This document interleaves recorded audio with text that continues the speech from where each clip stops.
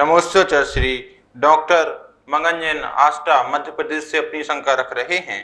क्या अमूर्त पदार्थों का ज्ञान मति, श्रुत, अवधि और मनः ज्ञान कर सकता है? और ये दूसरा प्रश्न भी रख रहे हैं, सठ अनायतनों का सेवन जीव किस कारण से करता है? इसमें भाव कर्म की क्या भूमिका होती है? 6 प्रकार की द्रव्य होती हैं: जीव, पुद्गल, धर्म, अधर्म, आकाश और काल। इन्हीं के समूह से विश्व का निर्माण होता है। इनमें से पुद्गल द्रव्य को छोड़ दें तो जो 5 द्रव्य हैं, जीव, धर्म, अधर्म, आकाश और काल, ये अमूर्तिक द्रव्य हैं। अमूर्तिक द्रव्य का मतलब जिसमें स्पर्श, रस, गंध और वर्ण न हो, वो अमूर्तिक कहलाता है। और मूर्तिक वो जिसमें स्पर्श, रस, गंध और वर्ण हो। संसारी जीव को कथनचित मूर्तिक कहा जाता है, क्योंकि वो अपने अमूर्तिक स्वभाव से च्युत होकर के कर्म से, शरीर से, नौकर्मादि से बंधता है, इसलिए उसे मूर्तिक भी कहते हैं। जो स्पर्श, रस, गंध, वर्ण से रहित हैं, ऐसे अमूर्तिक जो पदार्थ हैं, उनका जो ज्ञान तो शुद्ध ज्ञानी भी कर सकता, अवधि ज्ञानी भी कर सकता, लेकिन उनका प्रत्यक्ष अमूर्तितपन दिखना वो केवल ज्ञान का विषय है। केवल ज्ञान ही आकाश को देख सकता है, काल को देख सकता है, अमूर्तिक आत्मा को देख सकता है, धर्म और अधर्म द्रव्य को देख सकता है। लेकिन इन संबंधी ज्ञान, इनका लक्षण, इनकी परिभाषा, इनके बारे में समझना, वो तो क्षोभसम ज्ञान वाले भी कर सकते हैं। लेकिन प्रत्यक्ष जो दर्शन है, प्रत्यक्ष जो दिखना है, ज्ञान में जो झलकना है, वो सिर्फ और सिर्फ केवल ज्ञान का विषय होता है। आपका दूसरा प्रश्न था, सठ अनायतन जो हैं वो किस भाव से किए जाते हैं और उसमें भाव कर्म की क्या उसमें महत्वता है। देखिए, एक होता है आयतन और एक होता है अनायतन।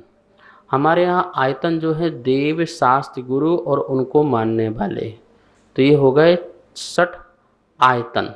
ये आयतन तो सम्यक हैं और इनका जो सम्यक दृष्टि है भाव पूर्वक, जिसमें क्या बोलते कि द्रव्य कर्म के उदय से उसके इसमें श्रद्धा के परिणाम उत्पन्न होते हैं। कसाय की मंदता उत्पन्न होती है। भाव कर्म में क्या है, जब कसाय की मंदता होती है तो वो देव, शास्त्र, गुरु की पूजा पाठ, आराधना, स्वाध्याय सब कुछ में तल्लीन होता है। यदि द्रव्य कर्म का उदय हो और भाव कर्म में तीव्रता आए तो वो इनसे बचता है। समय नहीं मिल रहा मंदिर जाने में, पूजा करने का समय नहीं मिल रहा, वंदना का समय नहीं मिल रहा, आहार दान का समय नहीं मिल रहा, तो ये तीव्र कर्म का उदय में वो नहीं कर पाता है। तो इसमें देखो, भाव कर्म की भी अपनी जो है आवश्यकता है, महत्वता है, कि जिसके मंद मंद उदय होने पर इसका जो पुरुषार्थ है सम्यक दृष्टि का, वो दिखाई देता है देव, शास्त्र, गुरु के प्रति। अभिव्यक्ति दिखाई देती है मन, वचन, काय की क्रिया से। और सठ जो अनायतन होते हैं, कुगुरु, कुदेव और कुशास्त्र उनको मानने वाले, ये त्याज्य हैं, ये त्यागने योग्य हैं। निश्चित ही इसमें भाव कर्म जो है तीव्र जो मिथ्यात्व का उदय के साथ साथ तीव्र कषाय का उदय होता है, जिससे व्यक्ति सम्यक धर्म को छोड़ करके विधर्म धर्म जो है, कुधर्म जो है और कुदेव, शास्त्र, गुरु हैं, उनके लिए वह आराधना करता है, उनको पूजता, उनको नमस्कार करता है। तो देखो, निमित्त नैमित्तिक संबंध है। वर्तमान के भाव अपने पुरुषार्थ है और पूर्व कर्म के उदय, ये सभी दोनों संबंध मिलते हैं। तो इसमें हम सठ आयतन और सठ अनायतन दोनों की तरफ ही हमारा झुकाव होता है। नमोस्तोचर श्री राजेश जैन कटंगी से अपनी शंका रख रहे हैं। हे गुरुदेव, कहीं कहीं बोलते हैं कि द्रव्य में शक्ति होती है और कहीं कहीं बोलते हैं कि द्रव्य में गुण होते हैं, तो हमें इन दोनों में से क्या बोलना चाहिए? कृपया समाधान कर। द्रव्य की शक्ति, जिस प्रकार से अमरचंद स्वामी ने आत्मख्याति टीका में कहा है कि आत्मा की शक्तियाँ, तो कितनी शक्ति, 46 शक्तियाँ बताई हैं। वैसे शक्तियाँ तो अनंत होती हैं, पर 46 शक्तियाँ बताई हैं। और उसमें से शक्तियों में देखा जाए तो कहीं गुण की बात है, कहीं स्वभाव की बात कर रहे हैं। तो इस प्रकार से गुण और स्वभाव ये सब आत्मा की शक्तियाँ हैं।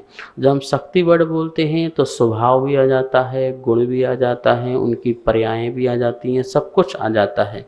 लेकिन जब हम मात्र गुण मात्र बोलते हैं तो उसमें ऐसे धर्म नहीं आ पाते हैं जिनकी पर्याय नहीं होती, पर्याय होती है पर प्रतिपक्ष नहीं होता है, ऐसे भी। और कुछ ऐसे होते हैं जिनकी पर्याय भी नहीं होती है और प्रतिपक्ष जरूर होता है, तो वो वाले जो धर्म हैं वो नहीं आ पाते हैं। तो हम गुण कहो, धर्म कहो और स्वभाव कहो, ये तीनों आत्मा की शक्ति हैं। ध्यान रखना, 3 बातें बोल रहा हूँ, आत्मा का धर्म, आत्मा के गुण, आत्मा के स्वभाव, ये तीनों की तीनों ही आत्मा की शक्ति हैं। जब आप आत्मा की शक्ति या द्रव्य की शक्ति बोलते हैं तो धर्म भी आ जाता है, गुण भी आ जाता है और वहाँ पर अपना स्वभाव भी आ जाता है। ये धर्म, स्वभाव और गुण तीनों अलग अलग चीज़ें हैं, ध्यान रखना।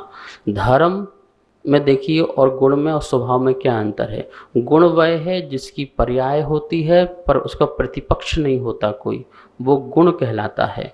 स्वभाव वह है जिसकी जो प्रतिपक्ष होता है लेकिन उसका पर्याय नहीं होती है। और धर्म वह है जिसका प्रतिपक्ष होता है लेकिन उसकी पर्याय नहीं होती है। तो कितनी सुंदर बात यहाँ पर बताई गई है। धर्म जैसे कि नित्य स्वभाव, अनित्य स्वभाव, ठीक है ना।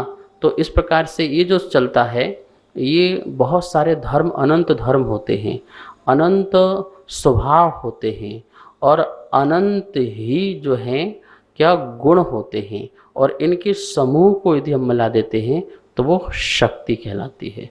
तो हम कह सकते हैं द्रव्य की शक्ति। और जब गुण की बात करें तो सिर्फ इतना ही ध्यान रखें कि जहाँ किसी का प्रतिपक्ष नहीं है, जैसे ज्ञान गुण है तो उसका प्रतिपक्ष अज्ञान गुण नहीं है, पर गुण की पर्याय नियम से, निश्चित से होती ही होती है। स्वभाव जिसकी पर्याय तो होती है लेकिन उसका भी क्या होता है, प्रतिपक्ष नहीं होता है। लेकिन धर्म जो है जिसका पर्याय नहीं होती है लेकिन प्रतिपक्ष नियम से होता ही होता है। तो इस प्रकार से अपन उसको समझ सकते हैं कि हम द्रव्य की शक्ति बोलो, उसमें सब आ गया। जब गुण की बात करें तो मात्र उसमें गुण ही ग्रहण करना चाहिए। सभी को सादर जय जिनेंद्र। पूज्य गुरुदेव के द्वारा नित्य आप सभी की शंकाओं का आगम के अनुसार समाधान किया जा रहा है, जो कि पारस चैनल के माध्यम से पूरे विश्व में प्रसारित हो रहा है। आप भी अगर इस पावन पूर्ण अवसर को कमाना चाहते हैं और इसके भागीदारी बनना चाहते हैं तो एक दिन के लिए 2100 रुपये और एक महीने के लिए 11,000 रुपये की राशि देकर अपना नाम पारस चैनल के माध्यम से प्रसारित करा सकते हैं और आप भी पुण्यार्जन कर सकते हैं। जय जिनेंद्र।